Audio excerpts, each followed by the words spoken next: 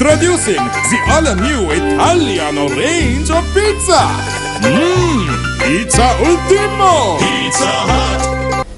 The chairman of the Mavanella Pradeshya Sabha, K.G. Piyatissa, was sentenced to death today after being found guilty of murder by the Provincial High Court in Kegol.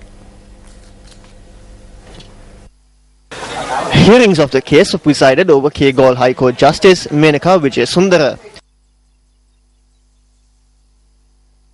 The chairman of the Mavanella Pradeshya Sabha has been charged with the shooting and murder of an individual in Nadaniya, Mavanella around the 12th of February 2003.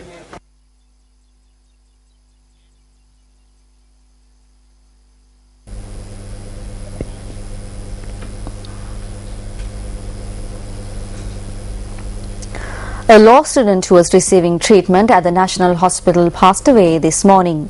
According to the Deputy Director at the National Hospital, Dr. Sriral De Silva, the student who was admitted for suffering internal bleeding had also contracted the dengue virus.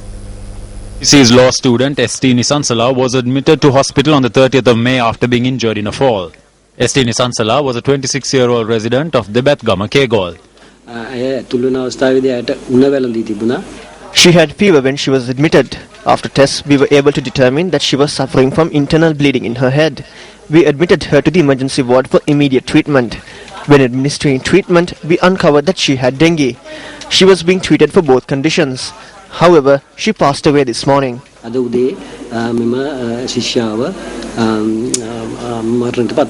She was a second-year student at the Faculty of Law at the University of Colombo. Meanwhile, lectures and examinations at the three faculties of the University of Colombo have been suspended for 3 days from today, giving time for the destruction of mosquito breeding grounds.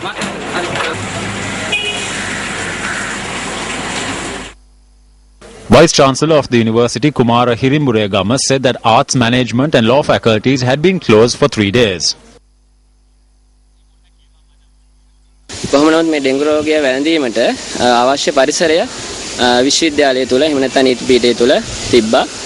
Most buildings in the law faculty were in a dilapidated state and the roofs were damaged. So rainwater had collected and created a breeding ground for mosquitoes. We had informed the administration that such a situation would arise. We asked that they rectify this. If they paid heed to our request, such a situation would not have arisen.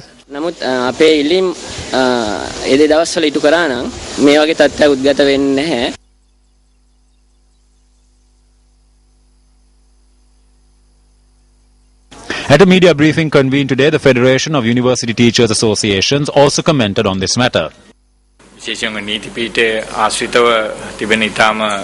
I did not come here prepared to speak about the mosquito breeding grounds surrounding the Faculty of Law. However, what has been understood is that there are numerous areas surrounding the university that are conducive for mosquito breeding.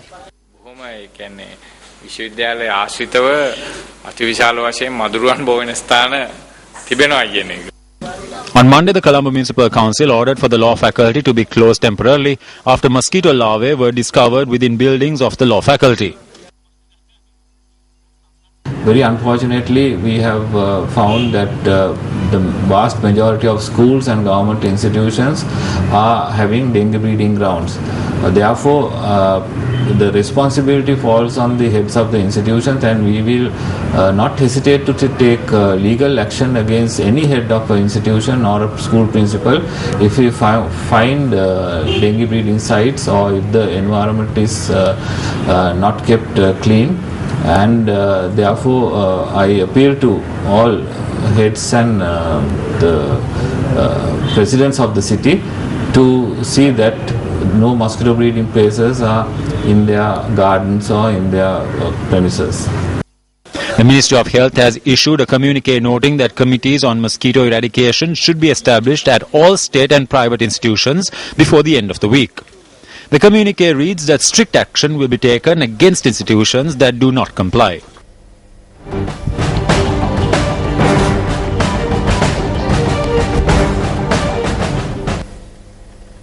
The week until the 11th of June has been declared the National Environment Week. It was declared during an event held today under the auspices of President Mahinda Rajapaksa at Temple Trees to mark World Environment Day.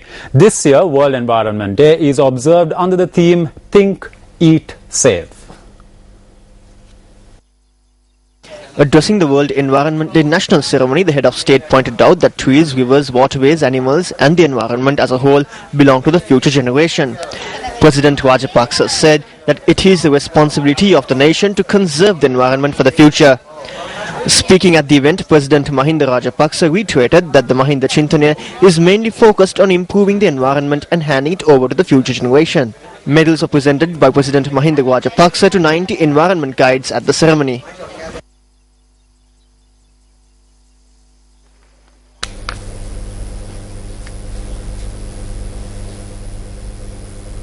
News First U reporter Jayant Dharmapriya from Ratnapura filed this report on the discovery of a corpse on the Kaluganga in Ratnapura today.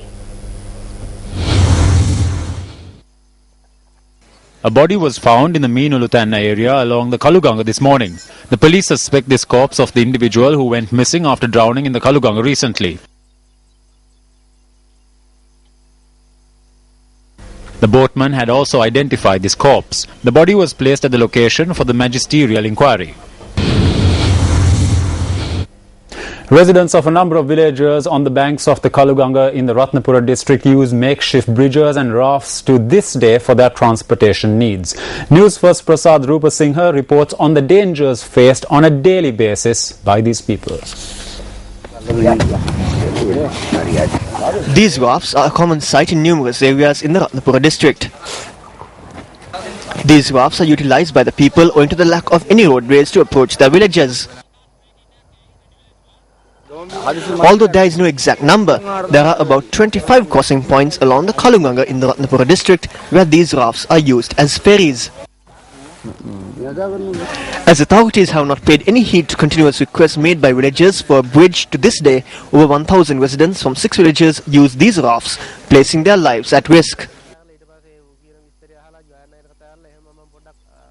This problem has existed from here before our father's time. We plead to the gods that this will be resolved. This is the Nagavela pier located behind the Saman Devale in Ratnapura.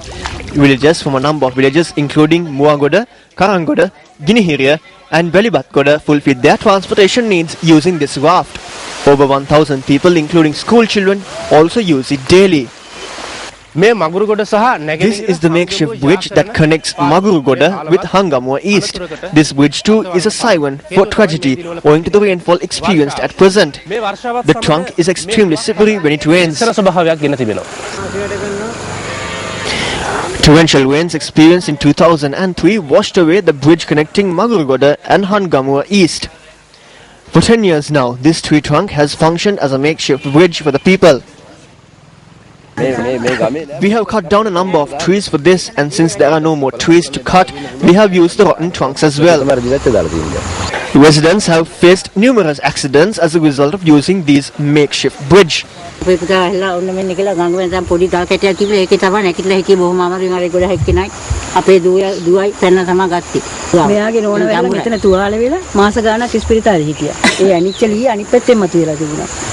Although foundation stones have been laid on several occasions for a bridge here, as is seemingly becoming the norm, the laying of the foundation stones is the only construction that has been undertaken. These people plead that their request be heeded before tragedy strikes again. The body of the chief priest of the Ishwara Devalaya of the Sellakatargama Sri Baldimata Purahana Vihara was found this morning.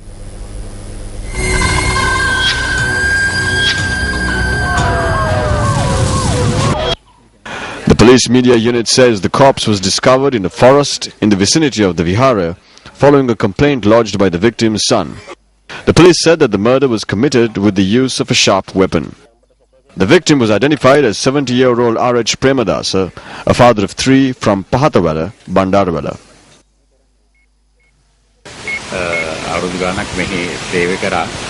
He served here for a long time. He worked at the Devalaya and also engaged in other activities. This incident had taken place when I was in Colombo. The Kataragama police are conducting further investigations into the murder.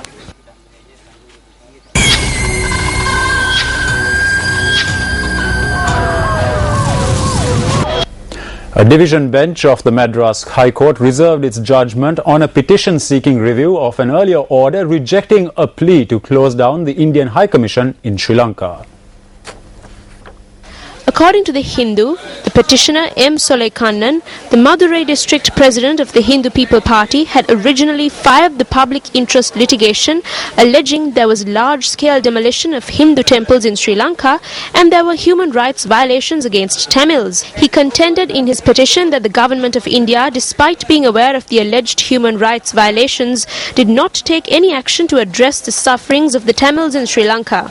The petitioner further submitted that the High Commission of India in Colombo did not take any action to mitigate the suffering of Sri Lankan Tamils and added that hence there was no point of having a High Commission in Colombo. The sentencing of a 10-year-old boy who pled guilty in court today to stealing a toy pistol has been postponed to the 18th of this month. The boy was produced before Thambuttegama Magistrate Chamara Kakirandanaya today. The magistrate had ordered that the boy be placed at a children's home in Anuradhapura. The Rajangania police had charged this 10-year-old boy with trespassing on a house in daytime, breaking and entering and theft. The lawyer who appeared on behalf of the boy, pro bono, provided 1,000 rupees to the child's mother to purchase toys that the boy would like.